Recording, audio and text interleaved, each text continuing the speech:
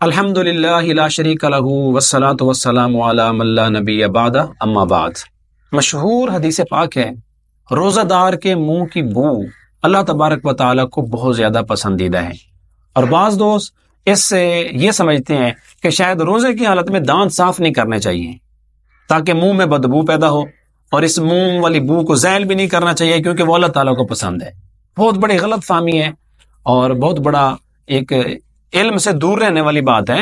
یہ ہرگز مطلب نہیں ہے اس حدیث میں کہ روزہ دار کی منہ کی بدبو اللہ کو پسند ہے تو اس مسواک نہیں کرنا، دانت صاف نہیں کرنا، ایسا ہرگز نہیں ہے۔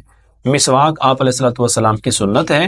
آپ نے فرمایا لولا ان اشق علی امتی لامرتهم بالسواک عند کل صلاۃ، مجھے اگر اپنی امت کے اوپر مشقت کا، تکلیف کا احساس، ڈر نہ ہوتا نا، مسواک مجھے اتنا پسند ہے، میں ہر نماز سے پہلے مسواک کو واجب، ضروری، فرض کرا دیتا، لیکن فرض تو نہیں ہے۔ آپ علیہ الصلوۃ والسلام کی مسواک سنت ہے۔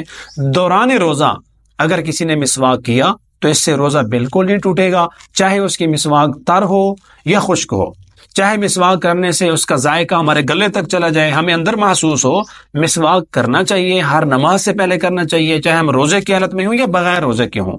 مسواک کرنے سے روزے کے اوپر کوئی اثر نہیں پڑتا، بلکہ ہم سب کو کوشش کرنی چاہیے کہ ہر نماز سے پہلے جب ہم وضو کریں تو وضو سے پہلے مسواک جیب میں ہو، تاکہ ہمیں یہ والی سنت زندہ کرنے کا بھی شرف حاصل ہو جائے۔ اللہ تعالی ہمیں سنتوں کے مطابق زندگی گزارنے کی توفیق نصیب فرمائے۔ وما علینا الا البلاغ۔